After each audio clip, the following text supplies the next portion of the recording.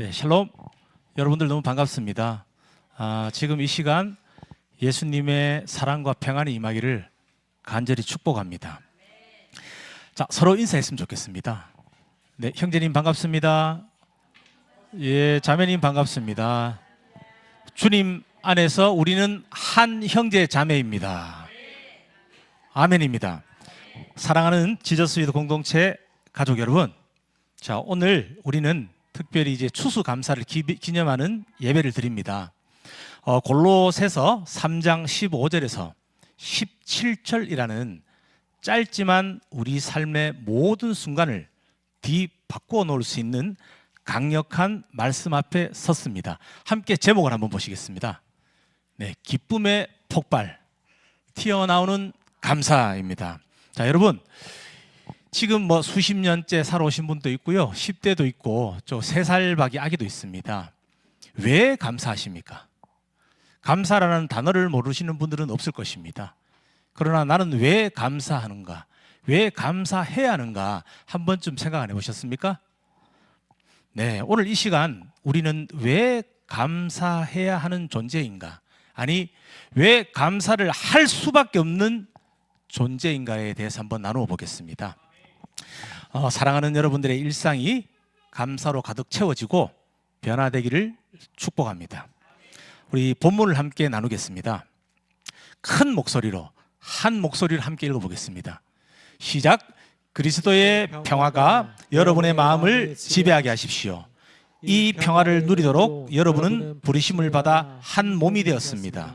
또 여러분은 감사하는 사람이 되십시오. 그리스도의 말씀이 여러분 가운데 풍성하게 살아있게 하십시오. 온갖 지혜로 서로 가르치고 권고하십시오. 감사한 마음으로 시와 찬미와 신령한 노래로 여러분의 하나님께 마음을 다하여 찬양하십시오. 그리고 말이든 행동이든 무엇을 하든지 모든 것을 주 예수의 이름으로 하고 그분에게서 힘을 얻어서 하나님 아버지께 감사를 드리십시오.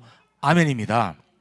여러분, 우리가 신앙생활을 하면서 늘 감사해야 한다라는 가르침을 들으셨을 것입니다.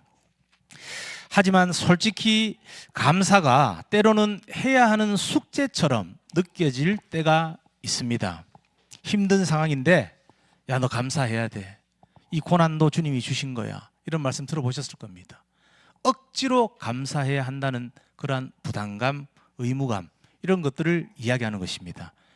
자, 사랑하는 여러분, 오늘 말씀은 우리에게 감사가 억지로 하는 숙제가 아니라 저절로 뭐라고요? 튀어나오는 기쁨의 폭발이 되어야 한다라고 전하고 있습니다. 누가요? 제가 전하고 있습니다. 여러분 집중해 주시기를 부탁드립니다. 자, 왜 그럴까요? 그렇다면 우리가 받은 은혜가 단순한 축복을 넘어서 우리의 존재 자체를 뒤바꾸는 근원적인 사랑이기 때문입니다. 이제부터 제가 말씀을 나누겠습니다. 자, 여러분, 우리가 감사할 수밖에 없는 존재, 그 첫 번째 이유는 우리를 향한 주님의 사랑이 차원이 다른 4가지 단계의 놀라운 사랑이기 때문입니다. 자, 주님의 이 사랑은 우리의 감사를 넘어서 폭발하게 만든다는 것입니다. PPT 한번 부탁드립니다. 자, 첫 번째 4단계라고 했죠? 첫 번째 단계입니다. 자, 함께 읽어보겠습니다. 죄를 대속해 주신 사랑. 자, 이것은 주님께서 희생하신 것입니다. 자신의 생명을 내어주신 것입니다. 자, 이제 두 번째입니다. 자, 구원해 주신 사랑. 주님께서 우리에게 선물로 주신 것입니다. 여러분, 우리는 먼저 죄 때문에 영원히 죽을 수밖에 없는 존재였습니다. 그런데 주님께서 우리의 모든 죄를 짊어지시고 십자가에서 대신 죽으신 것이죠. 이것이 1번에 해당되는 것입니다. 그리고 이것은 단순한 용기가 아니라 생명을 바친 대속의 사랑이라는 것입니다. 희생을 넘어서는 것입니다. 우리들이 누리고 있는 이 평화와 자유의 기초가 되는 사랑이라는 것입니다. 자, 대속을 통해서 우리는 죄에서 해방되었습니다. 영원한 심판에서 건짐을 받았습니다. 우리는 구원받을 만한 자격이 전혀 없음에도 불구하고 주님께서는 우리에게 영원한 생명이라는 최고의 선물을 주신 것입니다. 이것이 2번에 해당되는 것입니다. 자, 여러분 여기서 끝이 아니죠. 자, 세 번째 한번 읽어보겠습니다. 자녀 삼아 주신 사랑, 우리의 신분이 바뀐 것입니다. 구원을 받은 우리는 단순히 여러분 사면된 죄수가 아닙니다. 그 상태로 머무는 것이 아니라는 것입니다. 뭐라고 되어 있습니까? 신분. 자, 어떤 신분입니까? 자, 믿기 힘드시겠지만요, 하나님의 자녀가 된 것입니다. 여러분, 아는 사이가 아니라, 동네 형이 아니라 자녀가 됐다는 것입니다. 우리는 왕이신 아버지의 상속자가 되었다는 것입니다. 여러분, 아멘입니다. 놀라운 사실입니다. 이제 우리는 이 세상의 비참한 죄의 종이 아니라 하나님의 품 안에서 보호를 받고 있는 자녀라는 것입니다. 여러분, 주님께서요, 여러분들의 마음의 중심뿐만이 아니라 머리카락 한 올까지도 세고 계십니다. 자신의 머리카락 우리가 셀 수 없지요. 몇 가닥인지. 여러분, 그렇게 섬세하게 우리를 보살피고 사랑하고 계신다는 것입니다. 오늘 이 말씀이나 이런 것들이 여러분들의 영혼을 꿰뚫기를 바랍니다. 그러나 이것은요, 여러분들이 이 말씀을 믿을 때 여러분들의 영혼을 꿰뚫는 것입니다. 믿지 않으면 주님께서는 행하지 못하십니다. 자신의 고향에서 행하지 못하신 거 기억나시죠? 조금의 능력만 발휘하시고 돌아선 것입니다. 사람들의 눈에 씌워진 그 편견으로 쟤는 누구의 아들이잖아. 아기 때부터 우리가 봤는데 능력을 발휘하지 못하는 것이죠. 여러분들은 오늘 말씀뿐만이 아니라 앞으로 여러분들이 듣게 될 말씀과 성경에 기록된 모든 내용들을 믿으시기 바랍니다. 이것은 사실이고 팩트이기 때문입니다. 아멘입니다. 자, 네 번째입니다. 함께 읽어보겠습니다. 친구 삼아 주신 사랑. 이것은 관계입니다. 여러분, 이것이 가장 놀라운 것입니다. 이 모든 것을 이루신 주님께서 여러분 뭐라고요? 친구라고 하고 있습니다. 우리를 어떤 친구요? 친밀한 친구로 대해 주신다는 사실입니다. 여러분, 이거 정말 놀라운 일 아닙니까? 제가 주님을 만난 지 얼마 되지 않았을 때입니다. 이 네 가지의 사랑을 깨닫고요, 정말 얼마나 울었는지 모릅니다. 회개의 눈물과 감격의 눈물과 감사함의 눈물, 한 2년간을 울었어요. 교회만 가면 3시간씩 눈물이 나요. 정말로 막 눈물 콧물이, 저의 아주 이렇게 제가 생각하지 못했던 죄까지 또 올려주시면서 하나님의 사랑이 얼마나 크고 놀라운지 그것을 알게 되는 그 순간순간마다 감사하지 않을 수가 없었다는 것입니다. 자, 여러분, 저의 이 감격을 꼭 설교로 한번 만들어서 형제 자매들에게 전하고 싶다 생각을 그때 했었습니다. 그때 저는 아무것도 아니었습니다. 저는 무학력자입니다. 이 세상에서 초등학교만 졸업했습니다. 하나님을 만나고 3개월 만에 중고등학교 검정고시를 하고 대학교 와서 지금 목회자가 되었습니다. 여러분, 이것을 사실로 제가 믿었을 때 제가 지금 이 자리에서 여러분께 이걸 전하고 있는 것입니다. 여러분, 오늘 찾은 이 네 가지의 사랑은요, 제가 주석서나 다른 데서 참고한 것이 아닙니다. 제가 주님을 만나고 제가 받은 감격을 그대로 오늘 설교로 만든 것입니다. 여러분, 이것을 제가 깨달았을 때요, 이 감격과 이 감사함과 이 놀라움은 제가 정말 설명할 수가 없습니다. 벅차다는 말로 표현이 되지 않습니다. 인간의 언어로 표현이 되지 않을 감격을 받았다는 것입니다. 여러분, 우리를 위해 희생하셨죠. 예, 놀랍죠? 구원을 선물해 주셨죠. 이 또한 놀랍습니다. 그리고 당신의 자녀 삼아 주셨죠. 여러분, 근데 친구라니요. 예? 창조주 하나님이 내가 너희 친구라니요. 그분이 저를 친구라고 칭할 때, 예, 저는 정말 몸둘 바가 모르겠더라고요. 제가 과연 자격이 되는가. 예, 그러나 그분은 묻지도 따지지도 않으셨습니다. 자신에게 돌아왔다는 그 자체만으로 용서를 구할 시간도 주지 않고 안아주셨습니다.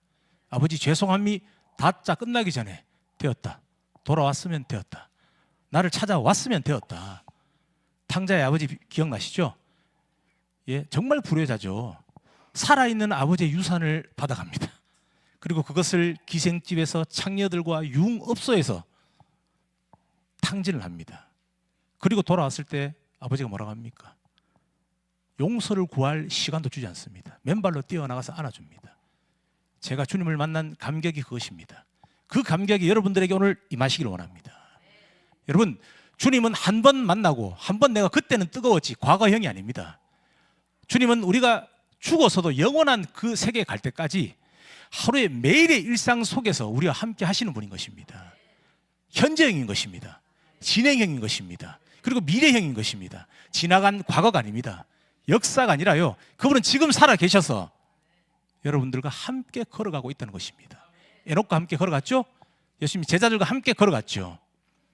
자신이 지도자라고 앞서서 가며 나를 따르라 하지 않았죠. 예수님의 권위는 그런 것입니다. 바리새인들처럼 가르치고 따르게 하는 권위가 아니라 스스로 먼저 사랑하고 섬기고 찾아가서 발을 닦아줌으로써 세워지는 권위인 것입니다.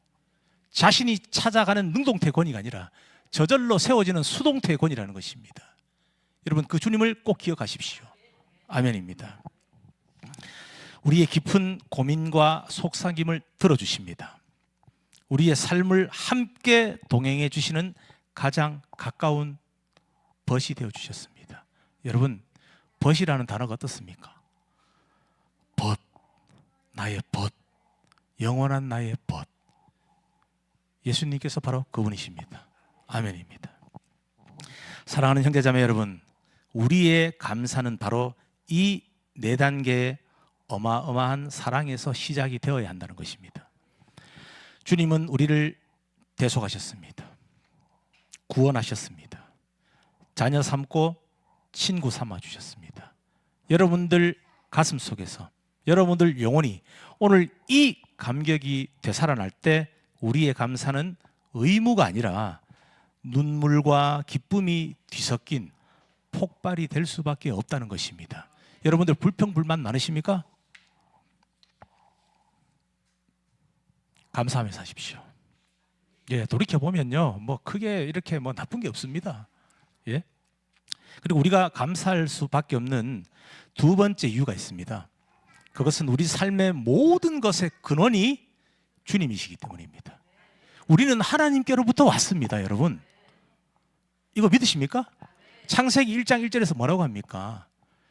하늘과 땅 온 세계를 주님께서 지으셨다고 했잖아요. 그 창세기 1장 1절이 믿어져야지 나머지 성경들이 믿어지는 것입니다. 주님께서 지었다는 것을 못 믿는데 그 뒤에 내용들이 뭐 들어오겠습니까? 여러분, 오늘 돌아가셨어요. 시간이 되시면 꼭 창세기 1장 1절부터 한번 말씀을 읽으시기를 권면드립니다.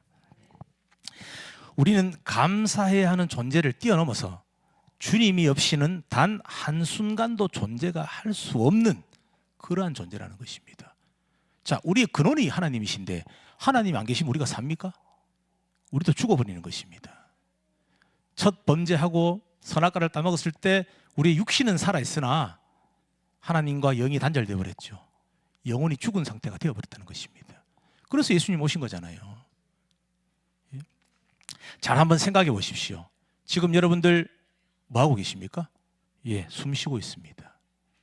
이 공기 한 모금조차도 주님께서 허락하신 은혜라는 것입니다. 우리를 위해서 이 공기를 만들었다는 것입니다. 이것 아무것도 아닌 것 같죠? 여기서 한 30-40%만 공기를 쭉 빼면 우리 다 죽습니다. 생명 활동 자체를 할 수가 없습니다. 소고기를 먹어도 죽어요. 예, 그만큼 이것이 중요한 것이고 꼭 필요한 생명의 필수 요건인데도 불구하고 우리는 은혜라고 생각하지 못합니다. 그냥 있는 거니까 당연하게 생각합니다. 여러분, 은혜가 아닌 것이 없는 것입니다. 생명의 근원이신 주님이 아니시라면, 그렇다면 여러분, 우리의 심장이 뛰는 것, 눈 뜨고 이 세상을, 이 아름다운 세상을 바라보는 것, 이 모든 생명 활동 자체가 불가능한 것이죠. 여러분, 이 자연을 바라보십니까? 두 눈 들어서 경탄하십니까? 여러분, 이 자연을 보면요, 하나님의 솜씨가 보입니다. 하늘을 한번 바라보면요, 이 구름과 이 광경들은요, 몇 초마다 이렇게 컷이 바뀝니다. 여러분 생각해 보십시오. 누구 뭐 피카소의 작품이 몇십억 몇백억을 한다 칩시다. 그 그림 한 점이 우리가 지금 바라보는 저 하늘의 풍경에 비하겠습니까? 저 그림에 비하겠습니까? 여러분, 하나님께서는요, 우리에게 생명을 주셨고요, 자신을 알 수 있는 영을 주셨고요, 우리를 위해 이 아름다운 세상을 선물로 주셨습니다. 여러분, 오늘 이 순간부터 하나님이 지으신 이 세상을 보고 경탄할 수 있는 여러분들 되시기를 축복합니다. 감탄할 수 있는 여러분들 되시기를 축복합니다. 감사할 수 있는 여러분들 되시기를 축복합니다. 자, 여러분, 우리는 생명의 근원이 그러면 주님이 아니라고 생각해 보십시오. 아니라고 생각해 보십시오. 그럼 무엇을 위해서 살아갑니까? 무엇을 위해서 살아간단 말입니까? 이 세상의 재물입니까? 나의 건강을 위해서 살아갑니까? 아무리 건강해도 죽습니다. 수십 년 안에 죽게 되는 것이 인간이라는 것입니다. 여러분, 주님은 우리를 숨쉬게 하시는 분입니다. 이 사실을 깨달을 때 우리는 숨 쉴 때마다 저절로 감사가 튀어나오는 존재가 되는 것입니다. 우리는 건강이나 재산을 감사하는 수준을 넘어서 살아 숨쉬는 이 행위 자체가 주님의 은혜다라고 고백해야 한다는 것입니다. 우리 PPT 한번 보여주십시오. 이것 아닙니다. 아까 히브리어 제가 하나님 창세기 1장 27절에서요 나의 형상으로 지었다 할 때 쓰는 히브리어 단어입니다. 벳잘모라고 합니다. 벳잘모. 자, 보십시오. 그의 형상대로 또는 그 자신의 형상 안에입니다. 여러분, 저 벳잘모에서 저 배라는 것이 좀 전치사라고 합니다. 전치사인데 저 안에라는 뜻을 가지고 있습니다. 그러니까 그 외에 없다는 뜻입니다. 무슨 말이냐면 우리는 하나님 안에 있다는 것입니다. 하나님의 형상 안에 있다는 것입니다. 이것이 수천 년 전에 고대 언어인데 믿어지십니까? 이것을 그 원시시대 인간들이 저런 문자를 써서 저렇게 기록했다고 믿어지셔요? 단순히 단어만 이렇게 뜻만 내포하는 단어 자체가 아니라요 그 앞에 전치사 하나의 그런 변화가 있는 것입니다. 창세기 1장 1절에 베레시트, 맨 처음 시작에도 배가 붙습니다. 자, 하나님 안에 역사가 있는 것입니다. 배, 안에라는 뜻입니다. 창세기 1장 1절 가장 첫 글자가 배입니다. 안에입니다. 레시트, 처음입니다. 모든 것의 처음은 하나님 안에 있는 것입니다. 여러분, 우리가 하나님 안에 그분의 형상으로, 그분의 모양으로 있는 존재인데 감사하지 않을 수 있습니까? 무엇을 더 우리가 구하고 얻어야 됩니까? 부귀영화입니까? 부귀영화 뭐 얻어봐야 몇 년 살겠습니까? 역사를 보면 많은 고대 왕들이 영생을 누리기 위해서 별의별 짓을 다 했으나 아직까지 살아있는 사람은 보지 못하였습니다. 유명한 진시 황제가 있죠. 그분 뭐 돌아가신 지가 수천 년 된 것 같습니다. 여러분, 우리가 무엇을 구해야 할지 오늘 꼭 돌이켜보시는 시간 되시기를 간절히 원합니다. 자, 여러분, 뿐만 아니라 우리의 감정 활동 역시 주님의 은혜의 통로라는 것입니다. 우리 15절을 다시 한번 보겠습니다. 15절에서 이렇게 얘기합니다. 그리스도의 평화가 여러분의 마음을 지배하게 하십시오. 아멘입니다. 자, 이처럼요 우리가 인간으로서 인생을 살아가면서 느끼는 기쁨과 위로 그리고 마음의 평화까지도 주님께서 주셔야만 누릴 수가 있는 축복인 것입니다. 여러분, 이 세상 살아가면서 많은 기쁨 느끼시죠? 자녀가 자라는 것을 볼 때, 나의 어떤 어려움들이 해결될 때, 어떤 무언가를 성취했을 때 느끼는 기쁨들, 그마저도 내가 느끼는 감정 활동마저도 주님께서 주시는 축복이라는 것입니다. 아멘입니다. 여러분, 세상이 줄 수가 없는 이 진정한 평안은 주님과의 관계 속에서만 얻어지는 것입니다. 친구죠. 나의 영원한 벗이죠.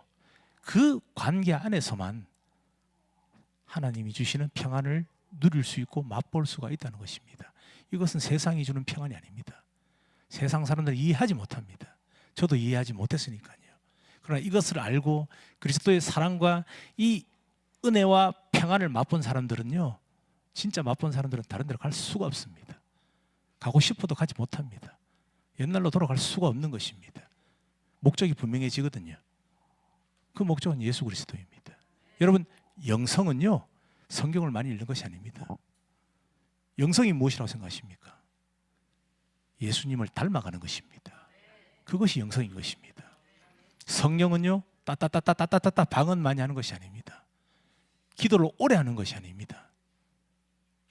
구별된 영입니다. 거룩한 영이죠. 세상과 구별되고요. 성령이 누구의 영입니까? 예수님의 영입니다. 우리가 예수님을 닮아가는 것이 성령 충만한 것이고요. 우리의 영성이 좋은 것도 예수님을 닮아가는 것입니다. 우리가 사역을 하고 전도를 하고 여러 가지 하죠. 그러나 우리의 결국 마지막 목적은요, 어떠한 행위를 하든 예수 그리스도를 닮아가는 것입니다. 그분의 성품을 닮아가는 것입니다. 그분의 마음을 닮아가는 것입니다. 아멘입니다. 자, 그렇다면 이토록 놀라운 사랑과 은혜의 근원을 깨달은 우리가 실제로 어떻게 살아야겠습니까? 오늘 말씀은 감사가 저절로 튀어나오는 삶의 두 가지 핵심 원리를 제시합니다. 부탁드립니다. 함께 읽어보겠습니다. 첫 번째입니다. 마음을 그리스도의 평화로 가득 채우십시오. 여러분, 감사함의 첫 번째 비결은요, 마음의 중심을 바꾸는 것입니다.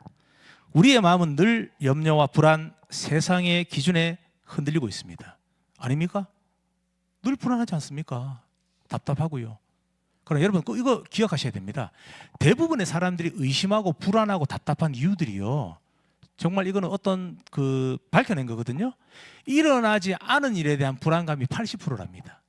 실제로 일어나는 걱정거리는 없다는 것입니다.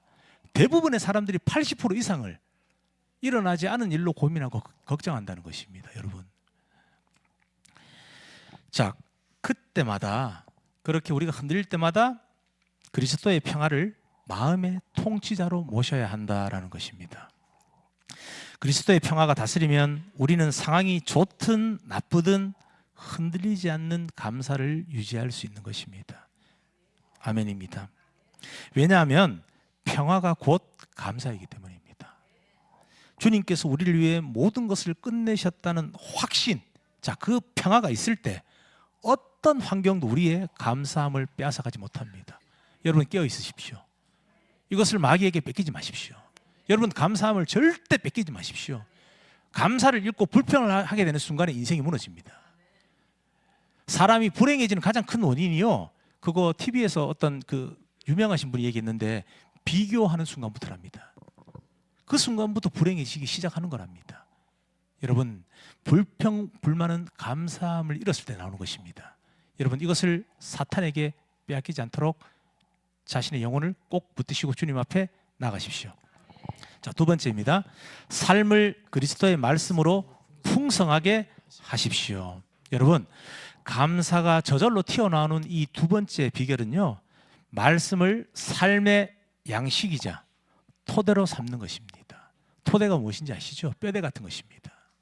예, 양식 먹는 것이죠. 예, 살과 뼈로 삼으라는 것입니다. 말씀이 우리 안에 풍성해지면 우리는 또 온갖 지혜를 얻게 됩니다. 이 지혜는 모든 상황 속에서 하나님의 뜻을 분별하게 하는 것입니다. 여러분, 말씀이 충만해지면 그 결과는 무엇입니까? 감사한 마음으로 시와 찬미와 신령한 노래로 하나님을 찬양하는 삶을 산다는 것입니다. 말씀의 깨달음은 노래가 됩니다. 우리의 삶의 노래, 우리의 마음속 멜로디는 감사로 채워질 수밖에 없습니다. 여러분, 말씀이 깊어질수록 우리가 받은 사랑의 깊이를 깨닫게 되고 감사는 의무가 아닌 내적 충동으로 솟아나게 된다는 것입니다. 여러분, 제가 무학력자라고 말씀드렸죠?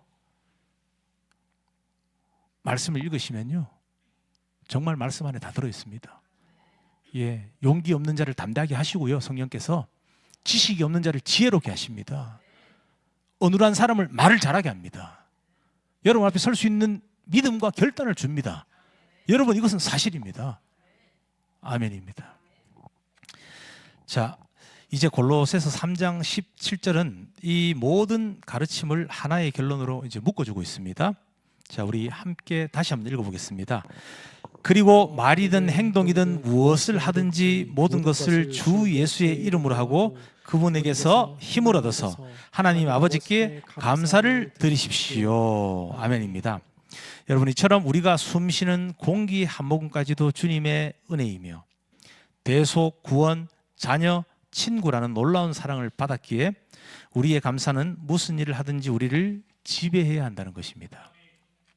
사랑하는 지저스피드의 거룩하신 성도 여러분, 감사는요 곧 예배입니다. 우리가 주일에 한 번 나와서 여기 앉아 있는 것이 예배가 아니라요, 우리 일상생활에서 주님께 감사하는 것이 예배라는 것입니다. 우리 일상생활에서의 모든 언어, 즉 우리가 긍정적인 말을 하고 서로 따스하게 격려하고 우리 입술로 하나님을 찬송하고 이 모든 것이 하나님께 드리는 일상의 예배라는 것입니다. 여러분, 일상의 삶에서 감사하시기를 원합니다. 아멘입니다. 또한 감사는 사명이라고 할 수 있습니다. 일상 속에 우리의 모든 이제 행동들입니다. 즉 우리가 일도 합니다. 직장도 가죠. 또 어딘가에서 봉사도 합니다. 또 교회에 와서도 봉사하죠. 그리고 누군가를 사랑하는 이 모든 행위들이 하나님을 섬기며 성취해 나가는 일상의 사명이라는 것입니다. 여러분, 대단한 것을 요구하신 적이 없습니다. 주님께서 너는 나를 위해서 뭐 몇천 명을 전도하여라. 너는 나를 위해서 큰 건물을 지어라. 너는 나를 위해서 하루에 뭐 10시간씩 봉사하여라. 주님께서 그렇게 요구하신 적이 없습니다. 여러분, 우리의 작은 마음들입니다. 작은 말과 언어와 일상 속에서 남들에게 드러나지 않더라도 주님 우리 마음 아시거든요. 우리가 감사하고 있고 그 작은 일상 순간순간에 그 공기 한 모금에도 주님 감사합니다. 저기 나무가 너무 예쁘네요. 주님 감사합니다. 오늘 하루가 우리가 무사히 지나갔네요. 감사합니다. 제 자녀가 건강하네요. 감사합니다. 제가 몸이 아프네요. 그래도 감사합니다. 몸이 아파서 실수가 있네요. 주님 덕분에 성경도 볼 수가 있네요. 여러분, 이것이 예배라는 것입니다. 주님께서는 모여서 기타 치고 큰 소리로 말하는 예배만 들으시는 것이 아니라요, 여러분들의 일상에서 매 순간 1초마다 주님을 찾는 그 순간, 그 감사함을 다 지켜본다는 것입니다. 아멘입니다. 자, 이 모든 것을 주 누구 이름으로요? 예수님의 이름으로 우리가 행할 때 우리의 일상은 가장 완벽하고 충만한 감사의 예배가 된다는 것입니다. 사랑하는 여러분, 일상이 예배되시기를 원합니다. 일상이 감사함으로 가득 차시기를 축복합니다. 이 자리에서 다시 한번 우리가 4단계의 놀라운 사랑을 받은 우리들로서, 그리고 모든 생명의 근원이신 주님께 의존을 하는 자로서 기쁨에 겨워서 감사가 튀어나오는 삶을 살기로 결단하기를 원합니다. 아멘입니다. 숨 쉴 때마다, 웃을 때마다, 걸을 때마다 주님 감사합니다. 함께 해보겠습니다. 주님 감사합니다. 라고 고백하시면서 우리의 삶이 주님께 드리는 가장 아름다운 찬송이 되기를 축복합니다. 아멘입니다. 함께 기도드리겠습니다.